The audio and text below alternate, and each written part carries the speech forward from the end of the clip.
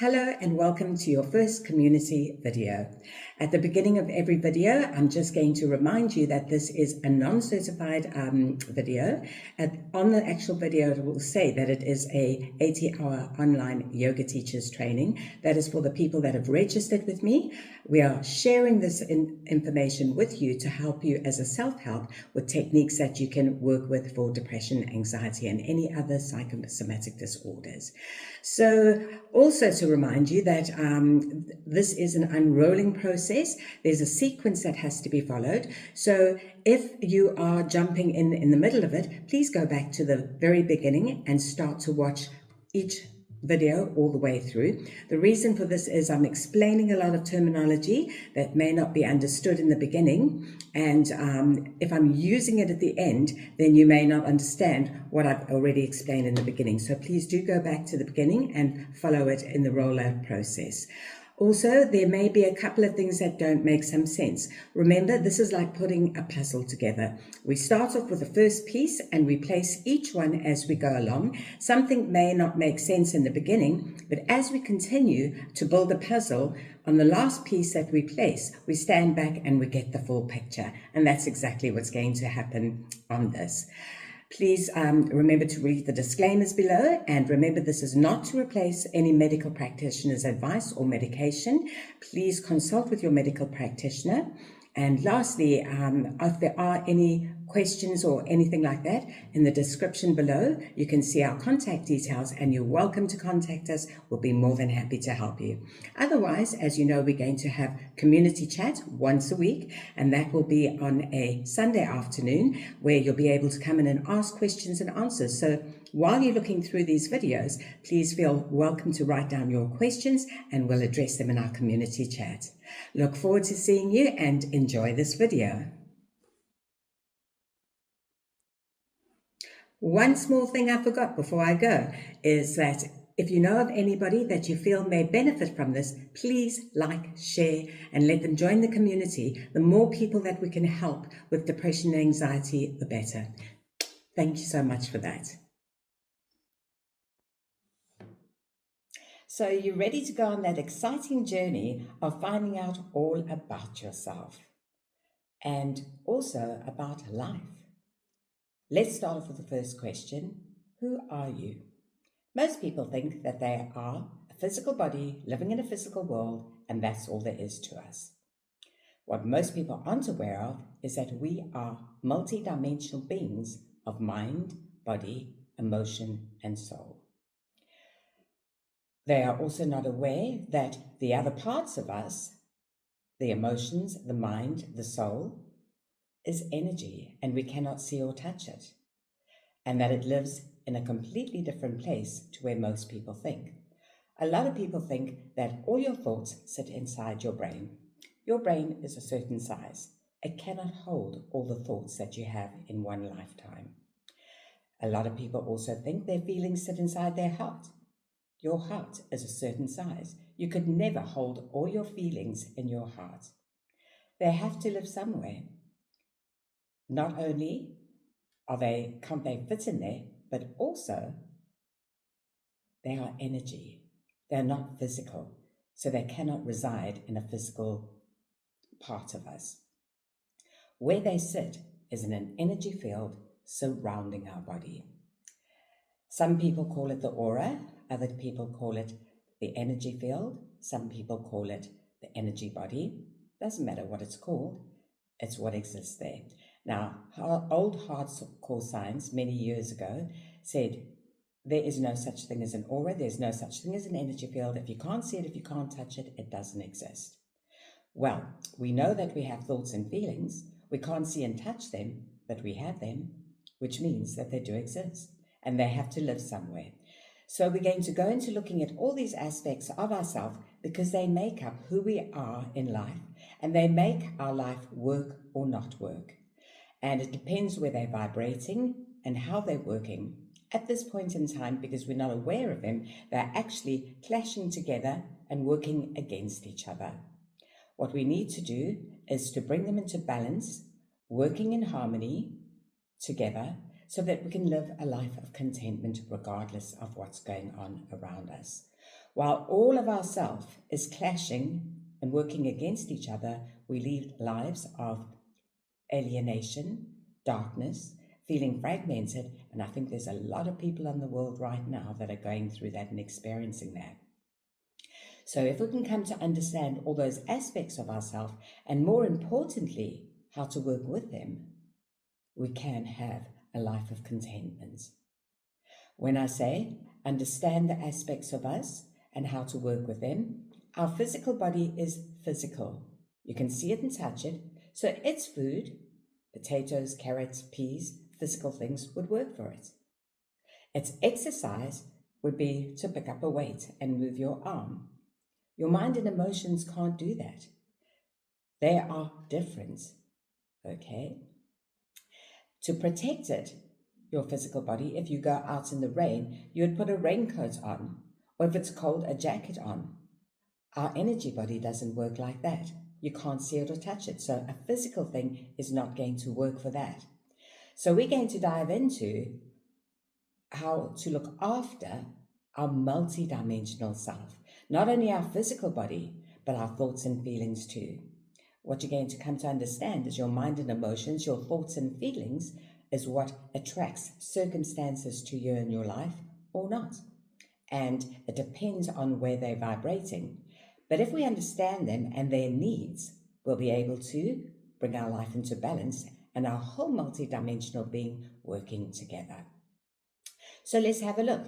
We have the physical body and we can see and touch it. The first layer would be your mental body that sits around. That has your thoughts, your feelings, your intellect, your ego. The next body would be your emotional body, and that sits slightly above that. The emotional body has your feelings and your emotions. You then have your causal body, which is above that, and the causal body holds your karmas, your good karmas and bad karmas. Now, a lot of people think karma is something outside of them that is coming to catch them if they do something wrong. It's not like that at all. Your karmas depend on where your thoughts and feelings are, your mind and emotions. If they are in higher vibration, you attract same vibrations. If they're in lower vibration, that's exactly what you attract. So karma comes to you of what you're attracting from what your thoughts and feelings are. And that's why we want to learn about these aspects of ourselves. Your next body will be your soul body, okay? And that is your multidimensional being. And we're going to go into looking at all of that and how to bring it to working in harmony with each other. We're going to learn how to feed it because it doesn't have physical food. We're going to learn how to exercise it because it doesn't have parts to pick up a weight or go walking or do anything. And we're going to learn how to protect it also. The food part that we're going to talk about, it is different. Physical food, except if it's got vibration, as in color, doesn't work for the energy body, your thoughts and feelings. Its food is number one, prana. Prana is vital energy and it comes into our being with the breath. We breathe in prana, vital energy, and oxygen and air. Now, again, old hardcore science said there's no such thing as prana. You can't see or touch it. So here's the common sense part again, but you cannot see oxygen and air. You cannot touch it. So some things are dismissed and others are okay. And it's quite easy to test it out. Is if you're feeling all frustrated, if you just take a couple of deep breaths in and out, you'll come to a space of feeling more calmer because you've fed it extra vital energy, extra prana. The next thing is vibration. And as we know, everything on the planet has vibration. Everything is existing. Everything has life, whether it's moving or not, whether it looks like it or not.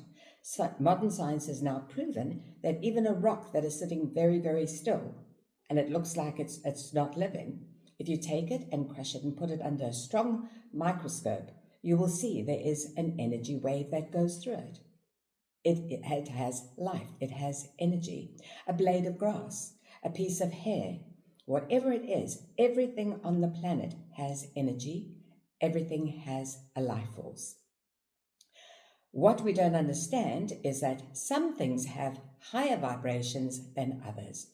And if we're holding things of higher vibration in our surrounding, around us, on us, then we raise our vibrations. And that's what we're going to go into looking at, the different vibrations. For argument's sake, a rock is very still. It is still existing. Crystals have higher vibrations, okay? Flowers have higher vibrations. Music has higher vibrations.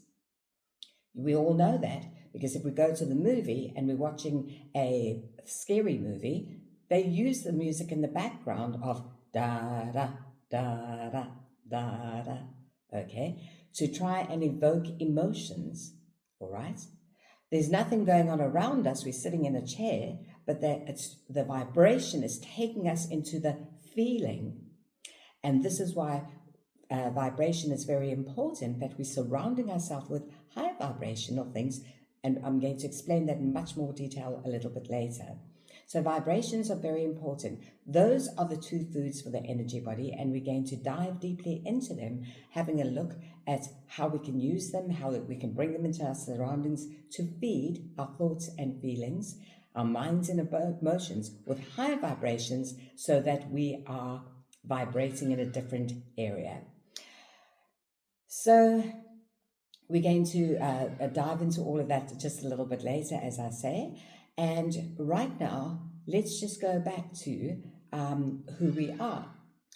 Once we learn who we are, the multidimensional being, we need to know how we operate as a complete being. We also want to know how to care for ourselves as a complete being, and thereby how to create a new reality as a complete being. And then remember who we are, the greater scheme of things, and how it all comes together. So at this point, what I'd like to do is, everybody always asks me on teachers training, the first thing they ask me is, Jane, how did you start yoga? So I'm going to go into that topic because I think that's a great way for us to start the first lesson of me introducing myself, and in the group chat we'll get to know each other and become a great community. So I was born in Zimbabwe, Rhodesia. And it was a very beautiful country with very, very beautiful people. A small community, very saintly, very caring, very giving, very uplifting, always motivating each other, inspiring each other, helping each other. And that created a very nice foundation for my upbringing. At the age of 17 years old, my dad decided to move to South Africa. And he was 55 years old, which meant that he had 10 years to retirement. Now, at that stage, when he chose to leave, there were certain rules and regulations in the country where everything was frozen. We weren't allowed to take any assets, no furniture, no money, no anything. All that was given to us was $1,000 with a family of 7, 4 children, my mom and my dad, and my grandmother. And he had to start all over again on 1,000 Zim dollar, which was nothing. He got here and he went out to work. He had to take a mortgage on a house and try to pay it off in the time that he had left before retirement. And as I came to the end of my last year of school, he said to me, I'm not going to be able to send you to university. But with the little attitude that I had, I said to him, no worries, I'll just go out to work and I'll study at work. I'll take in-house courses. I'll do everything I have to so that I don't let this hold me back. And off I went to work. I got into all the in-house courses and I started rising to the top of my position in each company. I was headhunted from one to the next company, and eventually I met a man and I got married. Just shortly after that, I was a financial advisor and I was offered to go into the insurance field, which I wasn't crazy about, but being living in the material world at that stage, oh yes, the things that were offered to me, I took it. And in the insurance world, I put together a scheme and rose to become a top broker in the country. With that came along all the award sessions, all the accolades and everything else that goes with it. And when I used to go to these sessions, I was the youngest female. I was the youngest and I was female, okay? In those days, it was only men and they were a lot older. And they wore these suits and ties and everything else. And people started saying to me, how are you doing this? What are you doing? How are you attracting your business to you? And I said, I don't know, it just comes to me. Now remember this part because what I'm doing here is I'm unrolling how synchronistic events came together when you are in balance, when your mind, body, emotions are in balance and your whole multi-dimensional being is functioning together as one. And they said to me, no, you must have a strategy. You must have something that you're doing. And I said, I don't really have any strategy. It just comes to me. And they thought that I didn't want to let my secrets out, but I was being very honest. I just felt I was lucky. Unfortunately, shortly thereafter, I went through a divorce. My marriage came to an end, and I understand that there are so many things that people could be going through, and that's why I'm relating to all of you, whichever avenue you're going through. It doesn't matter if it is an unfaithful partner, or if it is somebody that mentally, emotionally, physically abuses you, or if it's a distant partner, or if it does. There's so many scenarios that you can go to, but you'll be able to relate to that. Those kind of things take us into a lower vibration, okay? And I chose to divorce my husband, and please believe that I do understand now, and you will also you probably do, or you'll come to learn, that everything happens as it's meant to. All the little things that come along come to us to grow us, to be stronger, or to send us searching for something more in life, okay? And if I hadn't have gone through what I went through, it wouldn't have made me stronger, first of all, but I would have stayed in the business world and I wouldn't have started my spiritual journey. So all these things that happen to us in life are actually just parts of the puzzle moving us forward in our lessons in life. And that might sound a little strange to you right now, but the more I explain to you, and as I go into the greater scheme of life and the greater scheme of things, it'll make a lot more sense to you. So just bear with me and stay with me. So I decided to divorce my husband, and I went to the doctor and I was diagnosed with depression and anxiety. In that moment, I thought to myself, how could you do this to me? I was so angry at him. Then I got to a space of, how did I allow this to happen to me? And I was angry at myself, and I was on an emotional roller coaster. Going through depression in those days, 27, 30 years ago, people thought that you were mad and that you had to be institutionalized. Now we know today that that's not real.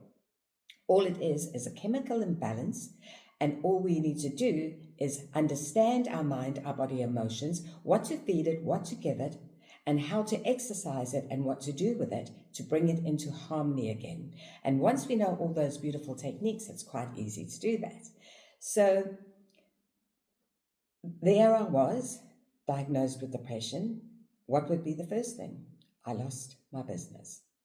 I lost everything I owned because people thought that I was mental and I was ready for a mental house.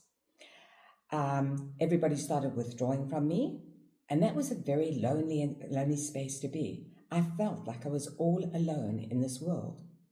I withdrew completely from people, society, everything. And I just sat by myself. And I sat in a space contemplating, there's got to be something more to life than this. You can't go from a life of being up there, all the way down there, and that's it. There's got to be more to life than this. And then I thought to myself, how can I heal myself? How do I heal my mind? And I contemplated on this for hours and hours and hours. What is it? There must be a way that I can heal it. Anyway, sitting in that space, I was also losing my house, and I'd rented it out to somebody, and that person stayed there for 5 months and then absconded. Not only did they not pay the rent, but I found out also that they hadn't paid the lights and water either, and I had more to deal with. But the estate agent phoned me and she said to me, we've got somebody that wants to buy your house, but they want to rent for 6 months first with the option to buy after 6 months. And I said, let's do it. I dashed off to the house. I went and I quickly cleaned up everything. And when I got there, on the counter, there was a book. He may have not have paid rent and he may have not paid lights and water, but he left a book there. And I picked up this book and it was The Power of the Subconscious Mind by Dr. Joseph Murphy. And I looked at this, I turned it over because I was contemplating the mind. And I read the back, and all of a sudden, I thought, this is what I've been contemplating. Now, at that point in time, I didn't understand that what you focus on and what you think about all the time expands, and you attract to you exactly that. I'd been thinking on the mind and wondering and contemplating how to heal it. And here in my hands, I had this book that had answers in it. And it was like, wow. So I quickly put the book down, went and cleaned up the house, took it, rushed off home and climbed onto my couch. And I read it from cover to cover. And all of a sudden, there was a language that I could understand. It was making sense. What Dr. Joseph Murphy described, they used to call it positive and negative thoughts and feelings, or mind and emotions, and we call it today higher vibration and lower vibration. What he was explaining is that when you are being negative and holding lower vibrations, everything that can go wrong will go wrong. When you're being positive and holding high vibrations, you'll attract people and circumstances to you of that. And I thought, wow, this is exactly where I've just been. I was always a positive little person coming from a beautiful community and country. Then I went into depression and everything that could go wrong went wrong. When I was positive, I was attracting business and people to me. And when people were saying, how are you getting this business to come to you? And I said, it just comes to me. And I thought I was lucky. It was because of where I was vibrating.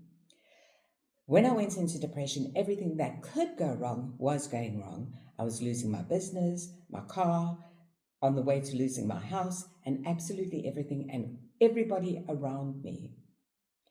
And I thought, if I could be positive and be happy, then I'll attract everything again. Okay, I'm going to be positive and I'm going to be happy from now on. It didn't work like that. As much as I wanted to be positive and be happy, there was that numbness, that feeling of not wanting to get up. And what I as I said in the beginning video, I get people that are going through that. I'm teaching them all the time. I've been teaching them for the past 27 years. And people that come here to the retreat for the training, when I say this part of my story, they look at me and they go, no, it doesn't work like that. You're quite right, okay? So I thought, well, I'm not going to stop here because now I'm onto something. I need to find out what it is that I need to do to raise myself. And I started reading as many self-help books as I can. And somebody introduced me to a Bach flower remedy therapist. So I started going to her and she explained to me that we are multi-dimensional beings and that our mind and emotions work on vibration. There are some things that vibrate higher than others, as I said earlier, and flowers are one of them. And she said the essence of the flowers that you take would raise your emotions because of the vibration of the flower. And she mixed these drops for me. I took them and it started working. So I continued with it. She had a huge big library at her house and she was very kind. She allowed me to take books home with me because at that stage I couldn't afford any books. And I started looking at all these books and I came across a book that said, to heal your mind and emotions, you have to meditate. And I thought, okay, I'll start meditating. And it said to me, you have to sit still, silence the mind of thoughts, Hold your awareness on one thing. Now remember, it's not silence your thoughts that there's nothing there. There can never be nothing there.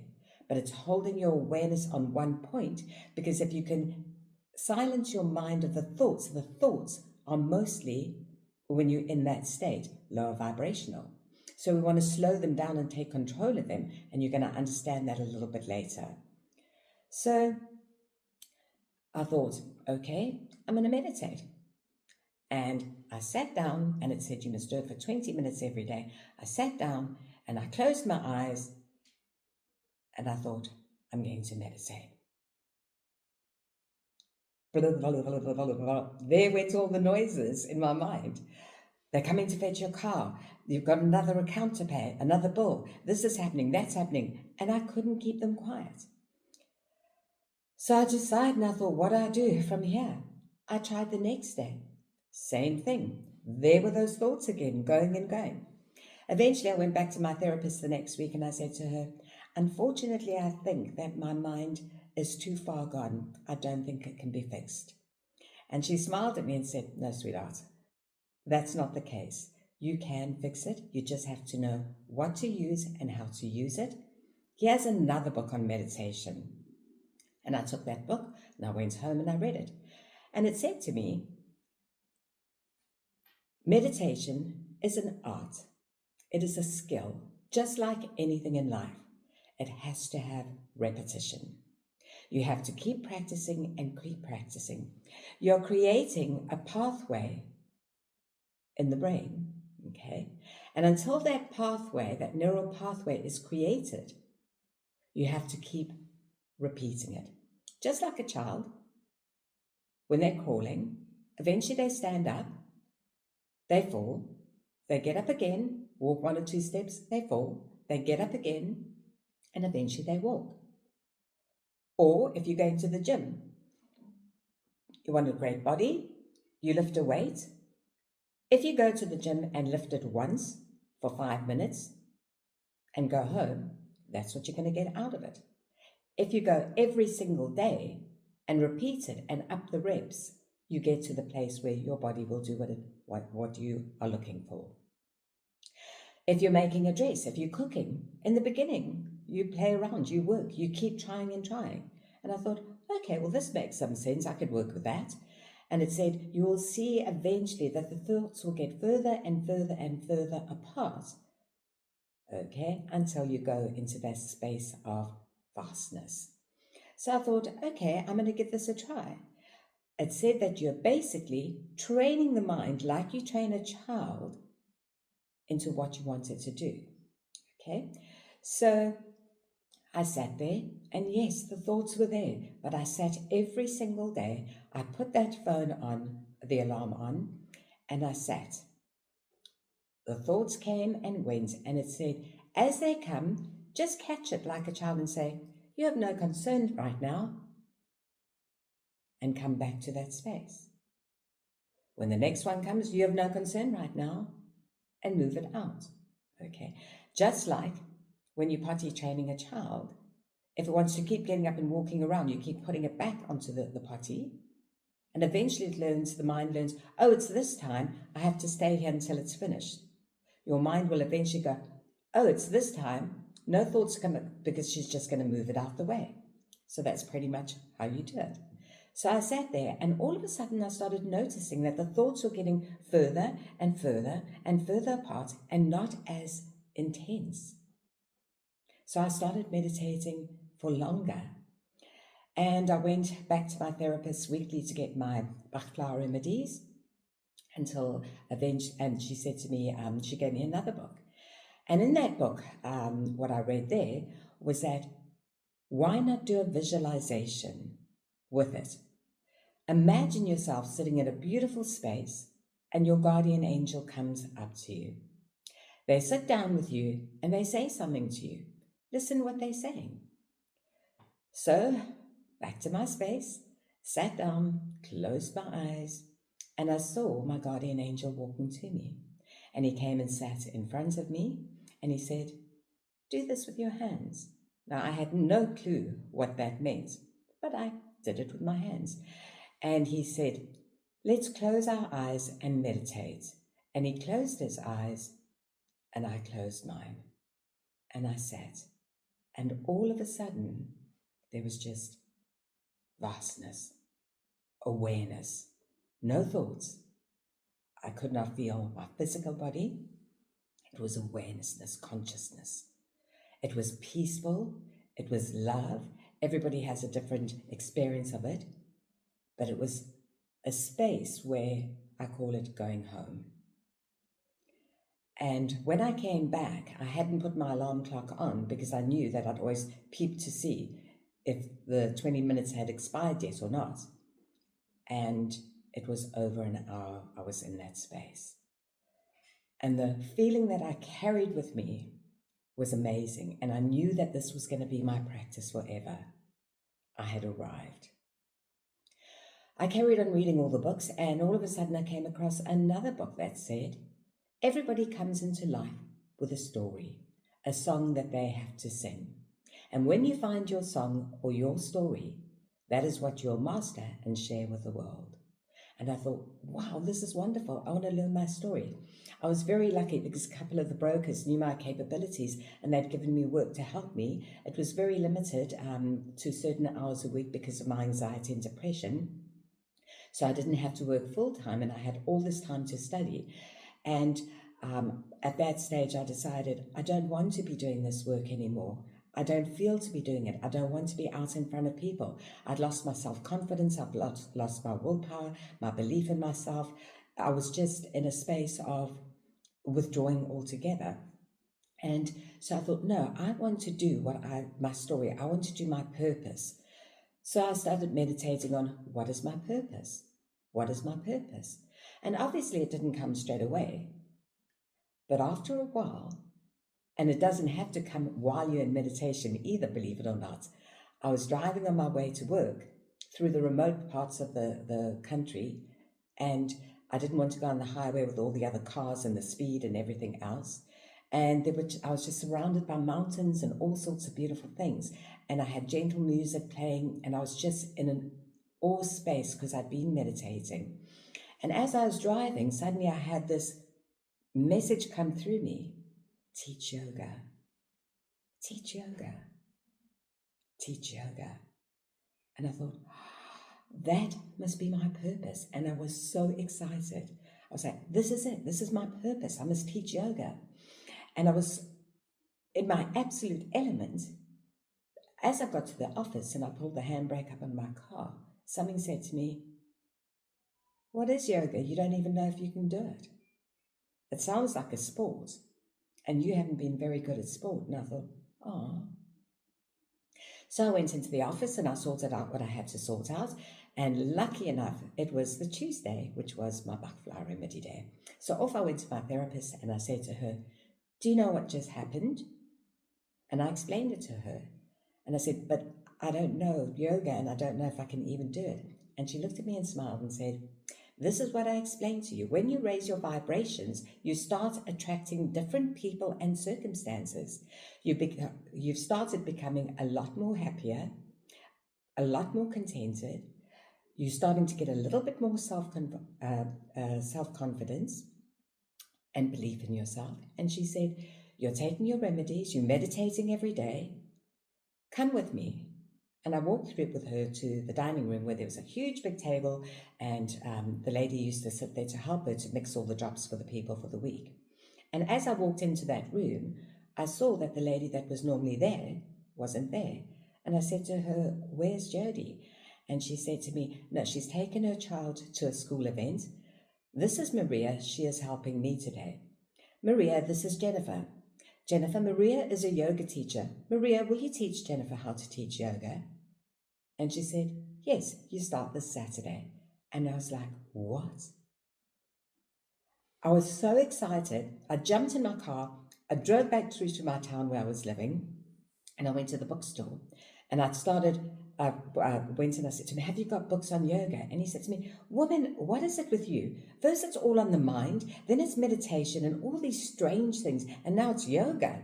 He says, no, I don't have it in stock, but I can order it for you. And I said, thank you, please will you do that? And he says, what do you do? I said, I'm going to teach yoga. And he said, Funny enough, there are a few people in the area that are asking me if there are yoga classes, but there isn't a teacher here. He said, make a sign and I'll put it up.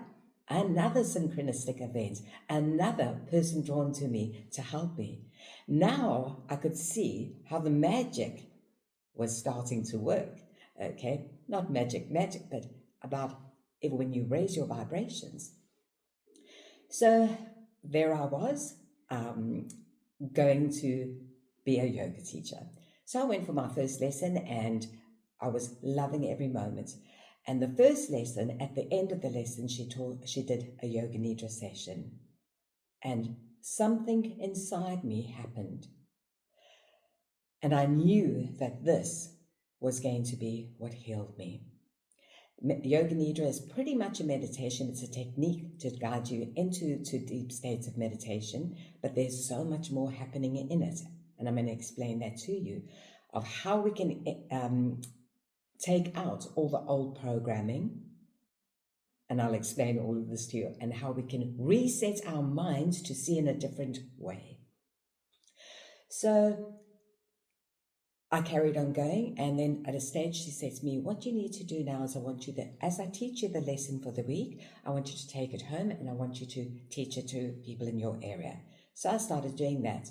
A little while later, she said to me, I do have to leave the country. I'm going to relocate, because she had a child that was autistic. At that stage, we didn't know what an autistic child was.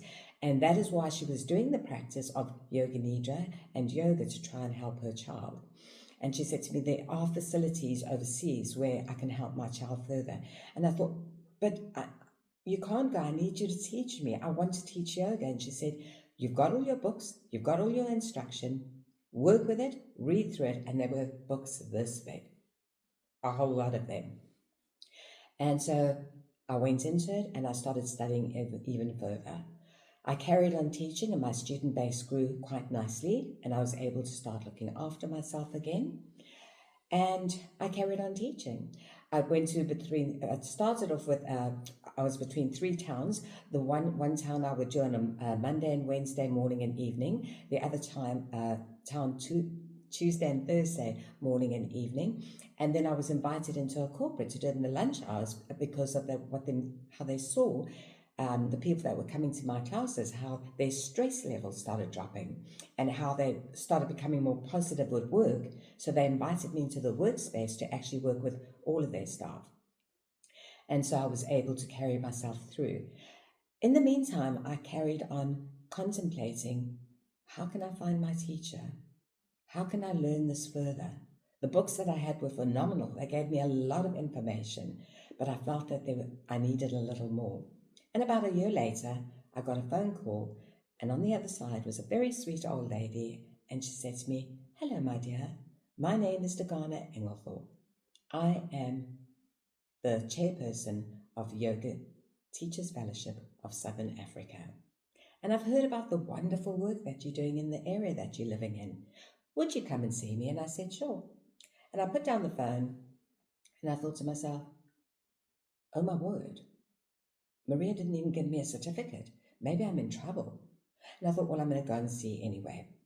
And as I got there, I sat down in front of her, this sweet little old lady, 90, no, she wasn't 90 then, she was 70 then, she lived till 90. And I sat in front of her, sitting in lotus position on the floor, and she picked up a little bowl and she said to me, choose a piece of paper. This is your gift that you've come to life to deliver. And I took a piece of paper out of the bowl and I opened it up and it said discernments. And she said to me, what does it say? And I turned it around and she said, that's very interesting. That's something that doesn't come up. And I said, what does it mean? And she said, it means to see beyond the illusion to the truth. To see the truth beyond the illusion. And I went, that's nice, thank you. Having no clue of what she was talking about, but it was all going to unravel.